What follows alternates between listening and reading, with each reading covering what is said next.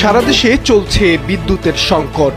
এর মধ্যেই শহর ও গ্রামে ব্যাপক পরিমাণে বিদ্যুৎ চুরি করছে ব্যাটারি চালিত অটোরিকশা।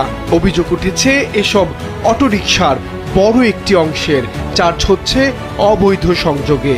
এতে একদিকে বাড়ছে বিদ্যুতের অপচয়, অন্যদিকে সরকার রাজস্ব হারাচ্ছে কোটি কোটি টাকা। কার্যকর তদারকি না থাকায় প্রকাশ্যেই চলছে বিদ্যুৎ চুরি।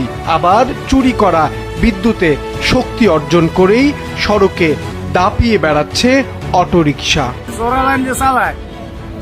ঠিক আছে, এটি তো হেরা নিজে সাহস নাই, ওই হয়তো বিদ্যুতের যে কারো দ্বারা কাম করাই নাই, এরপরে হইলেও মনে করেন এরা চালায়। তাছাড়া তো এর কোনো আমার মতো লোকের তো কোনো সাহস নাই কারেন্টে হাত দেওয়া। ঠিক আছে না, ওই হয়তো এর 10-5 কিছু দিলে ওরাই কাম করে দেয়। প্রতি টাকার পিছে 70 টাকা করে, 70 টাকা 80 টাকা এইভাবে নেয় আর কি। মানে যারা নিজস্ব করে। চালকরা নিজেরাই স্বীকার করছেন অবৈধ সংযোগে চার্জ দেওয়ার কারণে বাড়ছে বিদ্যুতের অপচয়। সেই বিদ্যুতের কোনো অর্থই যাচ্ছে না সরকারি কোষাগারে। মাঝখানে টাকা দেয় ওই লোকের কাছে, ওই লোকে চার্জ দিয়ে দেয়, আমরা সকালে আমরা গাড়ি পৌঁছাতে হয়। সরকারের পক্ষ থেকে শক্ত নির্দেশনা দেয়া থাকলেও তা বাস্তবায়নই এখন বড় চ্যালেঞ্জ।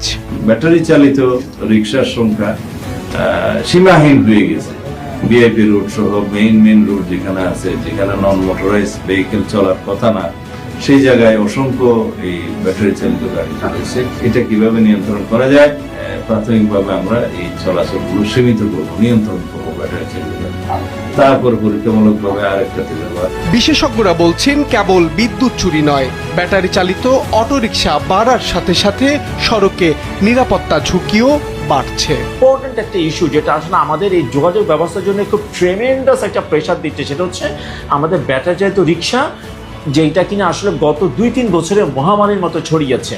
প্রতিনিয়ত চার্জের প্রয়োজন হয়। এই চার্জটা ইউজুয়ালি দেখা যাচ্ছে যে চার্জিং স্টেশনগুলো রয়েছে, অর্থাৎ সরকারের যে আমার কারেন্টের পিলার থেকে চুরি করে লাইনটা টেনে দিয়েছে, ফলে দেখা যাচ্ছে বিদ্যুতের বড় একটা অপচয় হচ্ছে।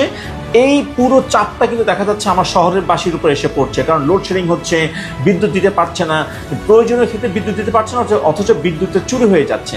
ফলে এটা আমার বিদ্যুৎ ব্যবস্থার উপর একটা বিশাল চাপ সৃষ্টি করছে। বিদ্যুৎ বিভাগে রয়েছে বা থানা পুলিশের একটা এরিয়ার ভিতরে যেহেতু থাকে এই গ্যারেজগুলো, থানা পুলিশের কিন্তু কাছে এটা বের করা খুবই সহজ যে তার এলাকায় গ্যারেজ আছে কয়টা।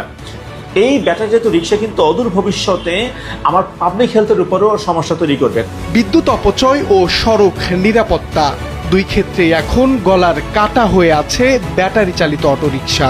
বিশেষজ্ঞদের মতে কঠোর নজরদারি ও সঠিক নীতিমালা বাস্তবায়ন ছাড়া এই সমস্যার সমাধান সম্ভব নয়।